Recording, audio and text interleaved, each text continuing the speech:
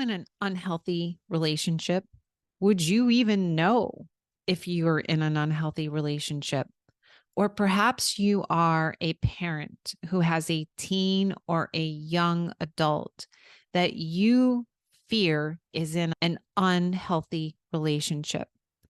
If you answered yes or resonate with any of the questions that I just asked, then you are in for a treat because my guest, Ashley, and I are going to have a conversation on what are some of these warning signs that parents can look for if their teen or young adult is in an abusive or unhealthy. Ashley is an expert in helping others with sexual abuse, domestic violence, and healthy relationships, whether in a love relationship or even a friendship. So if you are wanting to know more and understand more about the warning signs of what an unhealthy relationship looks like and even how to avoid getting into one, then I encourage you to tune in to this week's episode. Welcome to the Masks Off for People Pleasers and Perfectionists podcast. I am Kim Gross, your host, and it is my mission to help you unmask from people-pleasing and perfectionistic behaviors so that you can finally have the confidence to live the life you truly desire. Let's tune in to this week's episode. I'm going to begin with a quote as I normally do, and the quote is, "You don't ever have to do anything sensational for people to love you." And that is by Fred Rogers. That's such a key quote because that really does underpin what the perfectionist and people pleaser needs to embody, because the people pleaser and perfectionist often feels like they have to perform, perfect, or please in order to be loved. This is saying you don't have to do anything sensational for people to love you. It's important to just be you. So I love that quote that you shared. Thank you so much. And why don't we start by having you introduce yourself, tell us who you are, and you have such an interesting and impactful story if you want to share that with us. Thank you, Kim, for having me. I am Ashley Bendikson. I live in Newport, Rhode Island. I grew up in Massachusetts, so I'm a New Englander at heart. Love where I live in Rhode Island, but most of my work is actually traveling. I speak full-time, specializing in speaking to students and the adults who serve them, as well as doing other professional trainings. A lot of this comes from my own experiences as a young person and my experience as a young adult, really trying to find myself and learning those life lessons that I wish I knew young. So year-round, I'm traveling across the country, going into communities, giving speeches, hosting conversations, and particularly my expertise is in dating violence prevention, healthy relationships, as well as mental health and resilience, and how all of those issues overlap. So that's what I do. I love my job. I'm so passionate about it. Thank you so much for sharing. My guess is that most people in an abusive, toxic, or unhealthy relationship barely know that they are. Like they might feel shitty on the inside, but not really sure why they're feeling so shitty. And maybe in particular, the one being abused is in some way, shape, or form feeling like he or she is causing the other in the relationship to be the way they're being, like, oh, it's my fault that he's being such an ass. And I did this and I did that. So I think I want to start there. If you want to share your thoughts on what I just said, is it true that most people, let alone teens and young adults who are so young still, are really Yeah, absolutely. And when I'm not speaking in schools, I'm speaking to people of all ages. I am training first responders, healthcare workers. Sometimes I'm doing a talk for parents, and they are then realizing they're in an abusive relationship. As someone who has a language for what abuse is, I see abusive relationships everywhere. More commonly, we refer to these as toxic relationships, or we have our issues, or many times we will look at our partner's behaviors and assign a justification to it. It's because they have some anger issues. And when they were a kid, they went through this, so they struggle with A, B, and C. A lot of the stuff that we dismiss as just either toxic or unhealthy actually do border into that area of being an abusive relationship. I spent so many years of my young adult life in these repeat abusive relationships. And I always just thought no one can understand. It's too complex. I knew it was wrong, but I just didn't know how to explain any of it. I just hoped that if I kept trying, that eventually things would get better. One day, I had a guest speaker come into one of my college classrooms. My life was on a PowerPoint slide. They were talking about domestic violence, and it was bullet points of exactly what I'd gone through. Things like your partner doesn't let you have your own friends.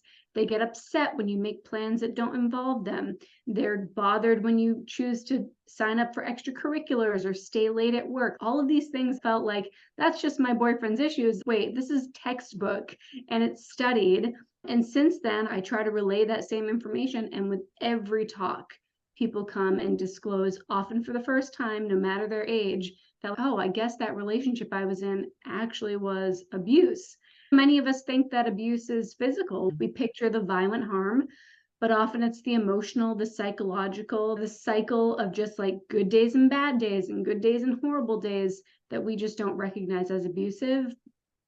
Okay, so I want to start with a hypothetical. Let's say we're talking about a young adult, a female in her early 20s, just starting to date someone new. What could she be looking for, or what types of things would she maybe see right from the jump in the beginning that would be a sign of, you better head the other way, honey, because if you stay, this is just going to head down the road of misery for you? Mm-hmm. It's really challenging because most people do not express any abusive behaviors in the beginning. Otherwise, people would probably leave after date number two. One of the first phases of an abusive relationship is what's called love bombing. This can be Mm. challenging because love bombing can be a red flag or it can be totally normal and healthy. This is when you first meet someone and it feels too good to be true. There's intensity of affection and connection. Maybe they're saying things very early on, like, I've never met anyone like you before. I've never felt so comfortable around someone. And maybe your first dates tend to be a little bit over the top. And there's gifts and trips and vacations. And when you're young, maybe that means they're taking a selfie with you and posting it on social media. It has this excitement where you think, maybe I've just met my soulmate, right? Like it's all just amazing. And that can be true. The relationship continue and it can be healthy. But I think when all that's going on, just being alert that this might just be this little phase where someone builds up those strong feelings in you. The thing about love bombing is you build up feelings of trust and love and affection very quickly. And it paints a picture of how amazing this person can be. So suddenly, when they change a few months later, you think, this isn't who they are. This isn't who I met. It must be a one time thing, or maybe I did something wrong. So I think just being very alert in the beginning that over the top affection could actually be a sign that something's off or it's not taking a healthy path. Can we Just stop there for a second? I just want to break that one down. That one is blowing my mind because just like you said, you would not expect that to be a problem. You said sometimes there is some healthy love bombing, but you would not expect that. Hypothetically speaking, with this 20-year-old person, she is being love bombed, just like you said. I want to first understand, why is the person who's doing the love bombing aware of what he's doing? Does he know that he's love bombing in an attempt to gain, chase, acquire? Is that a whole cat and mouse kind of chase thing? Or I'll win you over and then sweep you to the side? What is going on there? I really wish there was a wider body of research into the psychology of abusive people, and unfortunately, there isn't that much. Whether it's intentional or not, I really can't say one way or another. I do think, though, that people who are abusive are exceptional at being charming. That's also inherent in narcissism. You think really highly of yourself. And so in the beginning, you can put on that act, put on that face, be loving, be affectionate, win someone over. And then once you get comfortable with that person, you start to test. And that's why abusive behaviors start really subtle and almost unrecognizable. So whether they know they're doing it or not, I'm not sure. They probably just see it as a pattern of everything was great in the beginning, and then you started to make me mad. It's hard to know whether they know they're doing it. All right. So that was phase one. And then you were going to go on to what phase two is. Yeah, and then I think what tends to follow are those really subtle but steadily increasing behaviors that feel a little bit off. Typically, one of the first things that happens is isolation. So it's not necessarily your partner saying you're not allowed to hang out with your friends, but they'll express some discomfort, some concern. They might guilt trip you into saying that they just wanted to spend some solo time with you. But little by little, day by day, you start to feel like you can't see your friends without your partner getting upset. Or maybe they want to turn it into a group date, a group hang. And when you start to feel like you can't see people in your life or do the things that are unique to you without your partner, that's a definite red flag. But many people overlook that in the beginning. Once your partner expresses their opinions over how you spend your time and who you spend it with, that expands into them inserting their opinions into all aspects of your life. The choices you make, the things you say, how you talk to them, how you behave as a partner, it starts to spiral out of control until all of a sudden you're in it. So to weave what you said into the people pleaser, it makes perfect sense why that type of partner would most likely attract a people pleaser, because the people pleaser will put the other person's wants, needs, and desires in front of her own. If the partner is expressing disapproval in the way that he or she, the other, is spending their time, of course, the people pleaser person is going to say, okay, fine, I won't go out with my friends. I won't do this. I won't do that.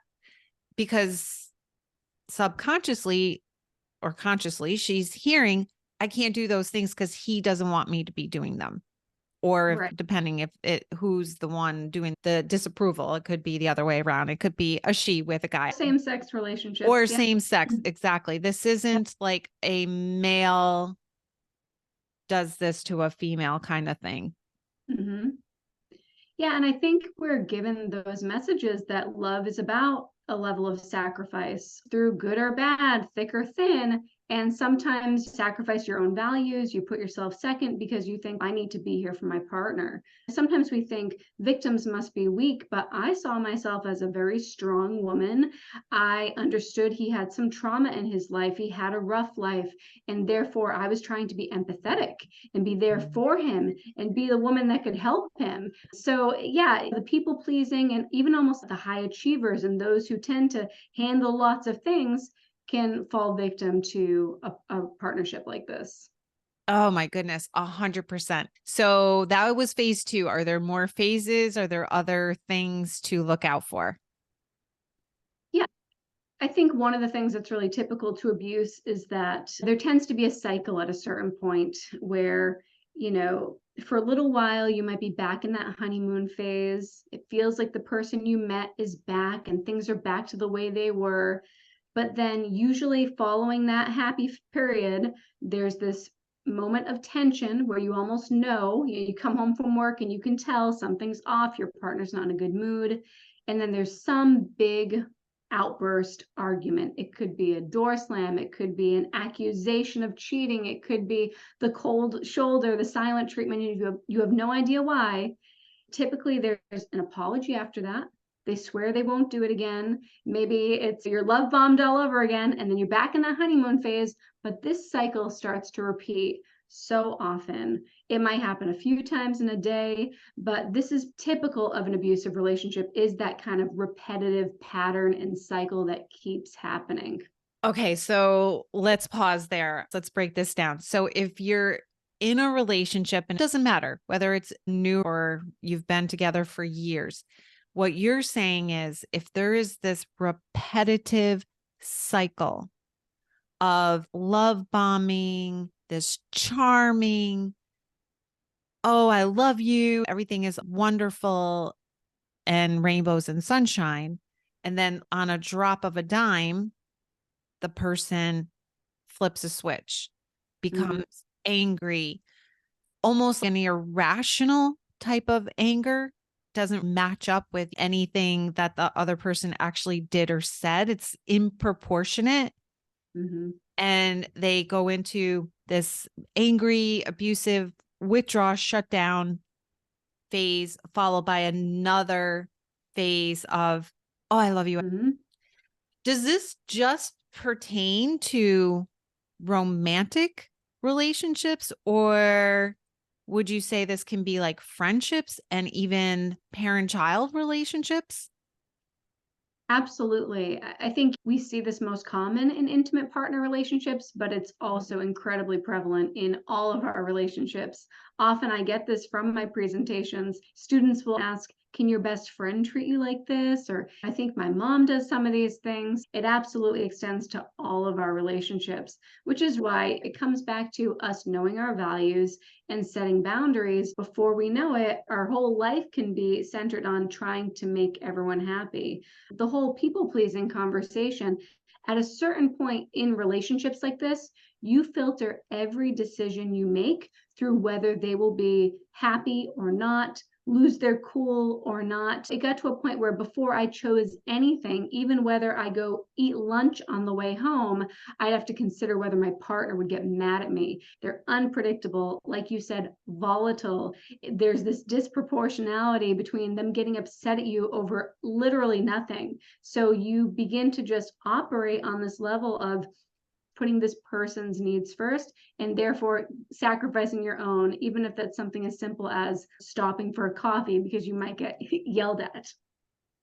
Okay, so in that situation that you just described, if the person is a people pleaser, that partner has to do the work that I've done in my life and that I continue to do with others, which is to do enough healing work, enough inner work to know that I am worthy and I matter enough to make my own choices, make my own decisions. I'm a grown adult, even a young adult or a teenager, let's say young adults at least for sure, does not have to have every decision pass the Mhm. approval test of that other person.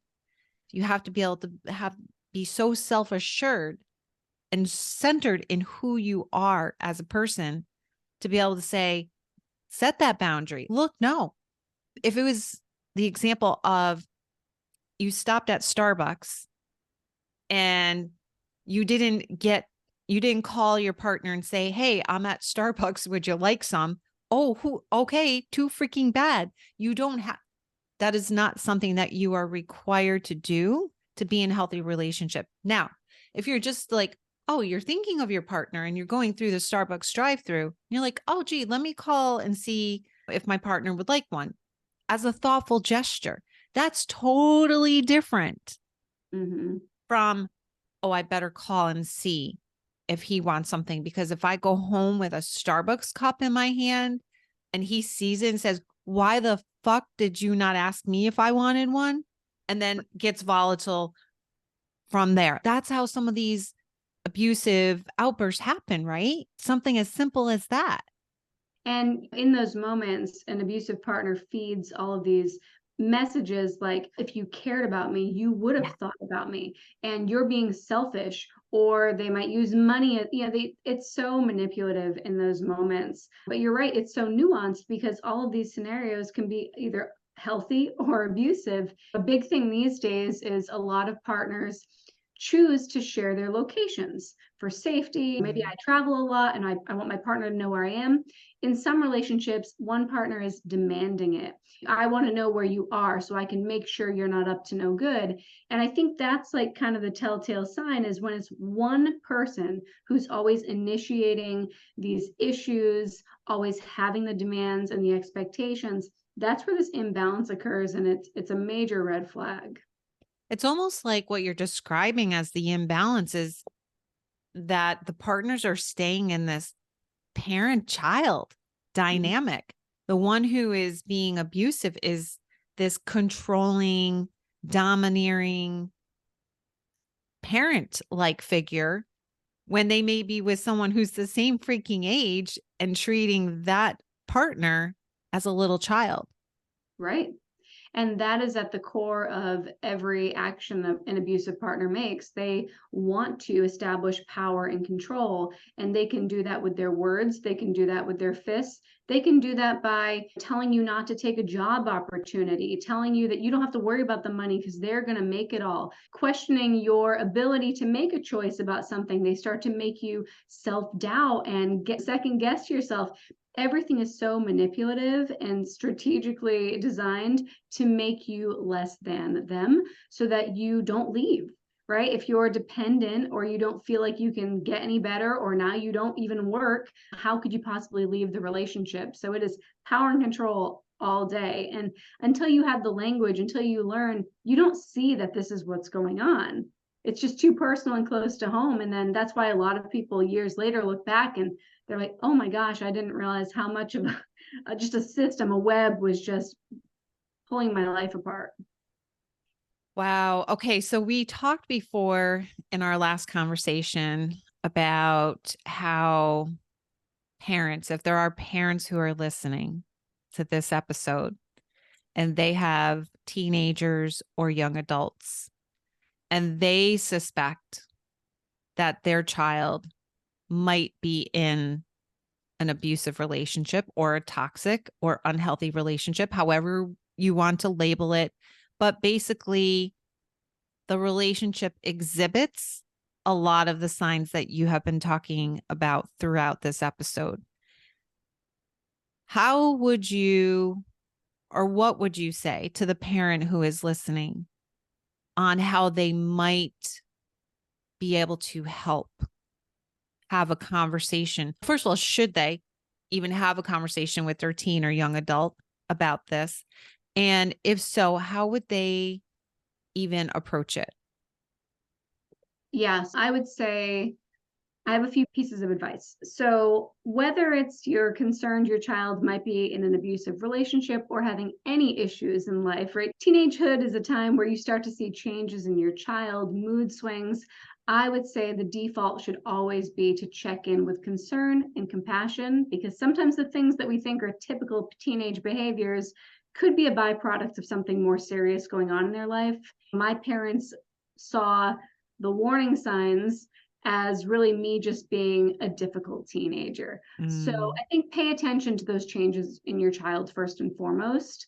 I think as a more practical piece of advice of how to initiate that conversation. So one mistake that we all make as friends, loved ones, bystanders, is we tend to point a finger at the abusive partner. We'll say, I don't like how he does that. I don't like how they do this, how they shouldn't be. And if you are dating that person, your inclination is to defend them. You're going to say, you don't understand, you don't see it. You're never going to have a helpful conversation if that's the approach. So, what I would say to parents is twofold. First, check in and validate why you're checking in. So, give a specific example. Hey, I noticed that you're not really hanging out with your girlfriends every Friday night like you used to. Is everything okay? Do you feel like your relationship is just a little bit clingy? Is everything all right? So give a specific, like tangible thing that you've noticed, because that's probably something they've noticed too, but no one's actually had a conversation with them about it yet. And then The second piece is really just to shift the focus on them as much as you can. Leave the partner out of it, but ask questions. How are you feeling? How's things going? Do you feel like you can still have a life outside of your relationship? Just normalizing these conversations around what's healthy and what isn't. It can be really challenging because even if you're right, and even if your kid opens up, they might not just go break up with that person the next day. It is a slow and patient process. But I think just being present, having those little ongoing conversations, validating when you're concerned, and mentioning, like, hey, it's okay if you don't want to talk to me, but can I help you talk to someone else about this relationship? That's the biggest step. I think it's one of those subjects where, like, parents don't need to be the expert. They just need to be the conduit that recognizes their kid needs help, and being that consistent voice that this isn't okay and I'm concerned about you. It's the kids whose parents don't notice, don't try, fight against them, where the help doesn't show up. So yeah, it's challenging, but I think just be honest and check in. Do you recommend that the parent avoid using the words, I think you're in a toxic relationship, I think you're in an abusive relationship? Should they avoid those actual words or call a spade? I think I would avoid it in the beginning, just because, one, you don't want to be wrong either and make an assumption that isn't true. But I think that when you have enough evidence and when you can say, these are the three things that make me think this could be abusive, when you can, like I said, gather clues, have tangible things that you can share with them and say, this sounds like an abusive relationship. Have you Googled it? Right? Kids go online and search things. Have you searched dating abuse online? And just to make sure that your relationship is healthy. If I'm wrong, great. But I think it's important to use this language because that's why people don't recognize it. And unfortunately, many people who are young in abusive relationships are in abusive relationships as adults because no one ever told them domestic violence can happen to a 14-year-old girl. So I think it's important. I think we should use language whenever we can. And like I said, back it up so that teens can really understand what's healthy and what isn't. And for that matter, if a parent is listening to this episode, they can use this episode as a springboard. Hey, I Yeah. just listened to this episode on this Masks Off podcast, and this Ashley chick was talking about blah, blah, blah. And she talks to teens and young adults all around the country. And you might find this interesting or whatever. So that's also an option as well. Yeah. And honestly, I think for parents, just to keep it really simple and at those early, like, things that we can talk about that are abusive, the stuff that teens relate to are like not being allowed to see your friends, or often just talking about this in a third person perspective. Like, what are your friends' relationships like? What are the relationships like at school? I think everybody's witnessed a friend who suddenly stops hanging out because they're in a relationship. So that's one. And then the other big thing is the role of technology. Maybe it's someone's dating and their partner requires that they share their location, which we Mhm. mentioned.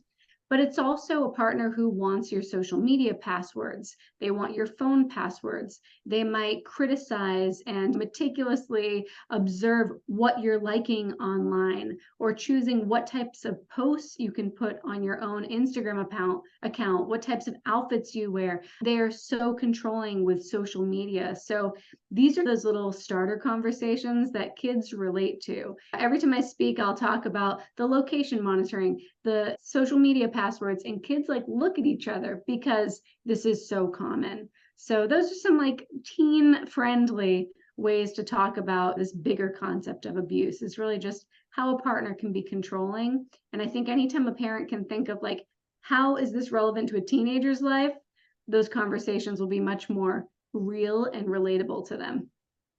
And just to reiterate again, that this can also happen between friends. Mm-hmm. It doesn't just have to be, we have been talking about romantic relationships throughout most of the podcast. But again, just to emphasize that your teen might be in a friendship that, and that friend is exemplifying the same or similar behaviors, correct? Yeah. One of the biggest things that I teach, and it's probably even more important than everything else, is really just recognizing what I call internal red flags. And it's really just going back to our intuition and knowing when someone or something is right for us or isn't. And internal red flags are recognizing that since spending time with someone, you feel badly about yourself. You have changed for the worse, right? You've changed in a negative way. You feel silenced. You feel controlled, like you're walking on eggshells to not upset them. You feel like you have to keep a secret in some way. Those little internal, like, warning signs are probably the most important ones that we can pay attention to. So I think it really just goes back to that age-old lesson of, if something doesn't feel right, talk to someone. If something Mm. doesn't feel right, it probably isn't. If a person in your life makes you feel not great about yourself, they're probably not good for you. So I think we just need Mm. to keep reiterating that. I love that. So then finally, we talked a lot about what an unhealthy relationship looks like. And one might just assume, okay, just go and do the opposite for what a healthy relationship should look like. What does a healthy relationship look like? Yeah, I think these are like values we can rattle off, but they're often not true in practice when it comes to relationships. But really, I think having a sense of independent identities. One of the first things a victim usually loses is their own sense of self and identity and the things that make them. So, in a healthy relationship, you both have your own quirks, interests, friends, hobbies, and things. And there's these beautiful areas where your life overlaps and you share things together, but you still have your own stuff too. So having that independent sense of self is really important. I think communication is key. And when we say that, we mean respectful communication. So Mm. sometimes our partners are going to make mistakes, or someone's going to have an expectation that it doesn't get met. And this is part of learning and growing, especially when you're young and learning relationships. So having respectful conversations where one person doesn't have to be right and the other one's wrong, or one person's smarter and the other one's stupid, that's really important. And I think accountability is huge. Partners are always going to make mistakes, and abusive partners apologize every time, but there's no actual action to show that apology is real. So I think mistakes are going to happen, arguments are going to happen, but when someone apologizes and pledges to do better, they will actually do it.